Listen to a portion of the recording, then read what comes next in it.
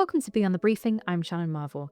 This year, there is a buzz at Belladrum around local music and headliner acts. One name in particular is Texas making their return with its only Scottish show that they're playing this summer. To find out why, we're joined by Rachel Smart, who has caught up with Sharleen Spiteri herself ahead of the festival. So, Rachel, how was it speaking to Sharleen? It was incredible. And I don't normally get nervous for interviews now, but with her, I was really quite nervous before just because she's been interviewed by so many people. But she was so lovely and just like so colourful and has so many stories. And it was just like a joy to speak to her. And from sort of listening to her, she seemed very relaxed and open. Oh, yeah. She's just like talking to somebody you would meet in the pub, really. She was just really easy to talk to and I really enjoyed it. She's, been in the industry for 3 decades, that she just has such a vast knowledge of what goes on and what it's like to have been on the scene for that long. So our job as a journalist is to make people feel comfortable, but she made me feel really comfortable. I hope that sounds exactly the same from this chat. Looking forward to it. So what is it about festivals like Belladrum, particularly those with a strong sense of community, that still excites you as a performer? I mean, the thing is I think what's really important for any festival is that it's a really good lineup. It's given a variety of great music, so that, you may be into one band, but you're going to see something that you would not normally be into or go and see. And I think that's the great thing about a festival is the introduction to something that wouldn't normally be up your street, and suddenly you think, whoa, why did I not see this before? Which I think is always for me the excitement about a festival, and that for me is what does create the great community within the festival, is the fact that there's no snobbishness, there's not that kind of like gang culture of, well, they're our band and they're this or whatever. It's kind of like this, the sharing, and that is to me the way that you go into a festival, with that sort of mindset. You might be like, I'm not sure if I know this band, or if maybe I know one or two of their songs, and suddenly you come away literally, I'm going to like buy all the records, and that really excites me. There's lots of hidden surprises at festivals, definitely. Yeah, and and the opportunity to have really established acts playing with new bands as well is really, really important. I think for me that is everything that a festival is. You got to remember is we were one of those young bands at many, many years ago at one point. I mean, I remember the first festival we ever played was Tour Out Vechter in Belgium. And the lineup was, I've actually got a poster of it on my wall. Is it not in here? I thought it was in here. And basically it was like REM, Elvis Costello, Nick Cave and the Bad Seeds, the Pixies. And we were the opening act in the morning. It was literally like, you were playing all these amazing bands. Lou Reed was playing as well. And it was just like, to be on a stage with all those people, and you meet so many people through the years doing festivals that you would normally run into, because you're not in the same sort of like, why, you wouldn't normally be playing with them. Even looking at us like 2 years ago doing Glastonbury, and we were on stage. It was the Foo Fighters and the Arctic Monkeys. When are you going to see Texas with Foo Fighters and the Arctic Monkeys? It's like, you know what I mean? It's like that is what a festival's supposed to be. There's something for everyone, definitely. Looking back, you've played Belladrum in the past. Do you have any Yeah. standout memories from playing before? I mean, for me to have such a, I mean, it was 2011 when we played it, so it was like early days of the festival, and it's changed. It's really grown since then. It's really worked on having that very good reputation of being a great festival and sticking with it. Not, sometimes festivals kind of get their heels in, and then suddenly they kind of go about one-sided, or like can become really blokey sometimes, and it can become really indie, or it becomes real. But they haven't. They've really stuck to their guns, Belladrum, and that was basically why we wanted to play it again, and the fact that it is the only Scottish date that we will be doing. Very exciting, and it's got such a family feel to it as well, Belladrum. Well, it's one of those things where you go, well, if you're going to play one, play the best, play the one, the one that you love. So literally it was great when they asked us if we would do it. We were like, totally. And do you have any non-negotiable items you take with you when you're attending a Everything that I want to do in life is non-negotiable. festival? Because for me, it's like I'm leaving home to go and do what I do. So the things that I want, the thing is that I don't expect anyone else to go get them for me or sort it out for me or prepare it for me or anything. So to me, it's not even a question. It's literally like, oh yeah, that's what I do and that's what I take and that's what I want. I pack all my stuff, I carry all my own stuff, I take it all there, I hang it up, I iron it, I prepare it, I take everything with me. Prepared. Well, it'll be it. You know what to do, Well, you don't know you? what? When you've been doing it for as long as Yeah. when you've been packing a case for as many years as, it's like I literally look at people packing and I start laughing, and they're like, oh, I need a week to pack, and what are you putting in your case? And I'm like, I mean, I have packing cubes that have kits in them. So it's literally, there's my toiletry kit, there's my like health kit, there's my underwear kit. It's literally like they don't ever go into normal life. They are the travel kits. Those are Yeah. the kits that go into the wardrobe room that literally they get washed, they get repacked, they go back out again. That's it.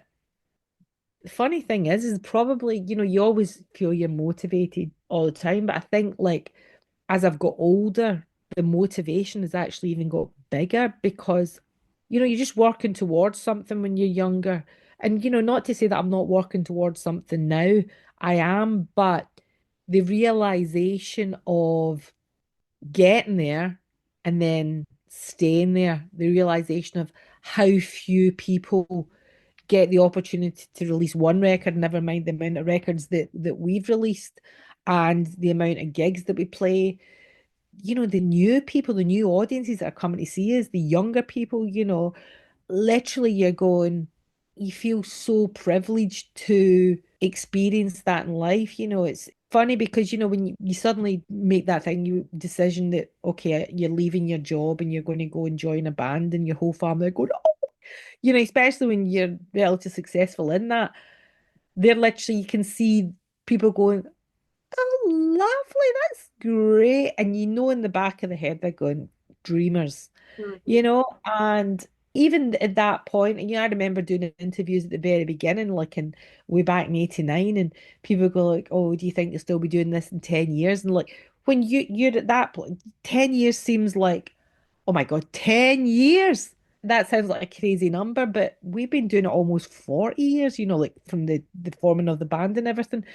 So for me, that motivation is that it's that respect for being allowed and also the respect for ourselves of working our backs off and the respect for ourselves of riding the wave of when times were shit and no one wanted to know that we rode through that and kept going and we're like, no, no, no, we are relevant. We are a good band. We do write good songs. We should be out there, and yeah, it's not always easy, but I have to tell you, when you're standing up on that stage, it's like the best feeling on the planet. How do you balance playing your beloved classics with newer material? Well, it's funny. I did an interview before and I literally went on a bit of a rant saying, because we're talking about, when you see people doing these really big events like World Cups or the Olympics or whatever bands playing them and they suddenly decide they've got two songs like they've got one song to play and they decide to play their brand new song and you're like, why in the world would you do that? Especially when nobody's heard it. It's not even like they're like, and it goes on the radio tomorrow and you're like, no one knows the song. Talk about anticlimax. It's like, oh my God, who told you that was a good idea? And there's a time and a place for playing new songs. Those times are not, hey, we're doing a festival that's only an hour set. Unless you're on a massive, massive tour and there's been loads of people, that song's beginning to gather, like pace and stuff like that. So, that's when you would maybe do it. That thing, read the room, that's basically the whole point. So when you're playing gigs, you're on the tour and you've got fans that have seen 500 Texas gigs. That's when you put new songs in the set. You're putting the new songs in the set for them because they know what you do back to front. They have seen it so many times. So for them, they have that attention span to go, we'll listen and we'll feel if we're into that new song or not. And it's great because they're our tester, Yeah. because you're laying it and you're like, well, we think this is really good. And then you're like playing something and you can tell, you can feel that atmosphere. So basically, they're like adding to what you do. You test it. It's like testing, it's like audience testing. So it is a read the room scenario. And I guess you've tested it over time to see what works and what doesn't, haven't you? So It's the thing is, when you're making a new record, you come home and you play it to your family and friends and stuff. You maybe put on, they're like, "Oh, what are you doing?" You're like, "Oh, can I hear something?" And you put on a song. You think, right? We always go with the really strong, the one that you think's like the big song. And when they go like, "Oh yeah, great," you're like, "This song's not right." Whereas they go, "Oh my God, that's really. Can I hear it again?" Then you're going, "Okay, not right." So yeah, you don't always get it right. And I think you got to accept that as an artist. You got to be like, I am not the be all and end all. It's like I don't have ears of gold. It's sometimes you think something's better than it is for other reasons rather than that it's actually really good. we've kind of discussed the magic of festivals. Are you going to have a chance to explore Belladrum? Is there anyone you want to check out and see? I don't know what day we're going up. If I'm up the night before us, I'm going to go and see Seema because I love Seema. I think she's fantastic. I think her band are fantastic. And we're Instagram buddies. You know, so yeah, I would really love to see her live because I've not seen her live. And this year is a movie theme at Belladrum. What's your favourite song from a film and why? I actually did a film album, so I would have to say my favorite soundtrack would be Paris, Texas, because that was why we're named Mhm. Texas. It's a piece of music, but by Ry Cooder, so that's for me. But my daughter is also, her name is Misty Kid, and she's named after the Pat Garrett and Billy the Kid soundtrack by Bob Dylan. So I'm very into film music and stuff like that. But I also did Xanadu. I did a cover version of Xanadu, which is great. But there's so many songs, all the music agrees and everything I love, but it's A lot to choose from. a lot to choose from. I get a bit excited about film music. That's good though, it's passion. It's also a special year for Belladrum, celebrating its 21st birthday, and you've recently celebrated 35 years. What does that mean to you to be having the two together? Does that make it a bit more special? Yeah, I mean, as I said, with anything, it's not hard to stay up there. And there's so many festivals coming around. So for me, Belladrum and as I said, we were in there early doors. I am literally going, good on you. Happy friggin' birthday and enjoy it. Mhm. I'm not really thinking about Texas. I'm just thinking we've done this festival before and we loved it. And we're here again. They've invited us back after all these years. And you've stuck your heels in and you've ridden the wave, Belladrum, and I applaud you for that. Do you still get nervous? No, I don't get nervous. I get very excited, but I do not get nervous. I don't know if that I probably I'm just too dumb to get nervous. I was part of a charity competition at Strictly Inverness, so we had to dance in front of 600 people. Best buzz I've ever had was coming off that stage after. It was amazing. It was so much fun. Yeah, it's a great feeling. I mean, getting something right in front of a lot of people, the pressure, the excitement of it all, and Mm. then we do it and it went well, you're like, yes. It's just like you really feel that you've achieved something and that's for me, that's great.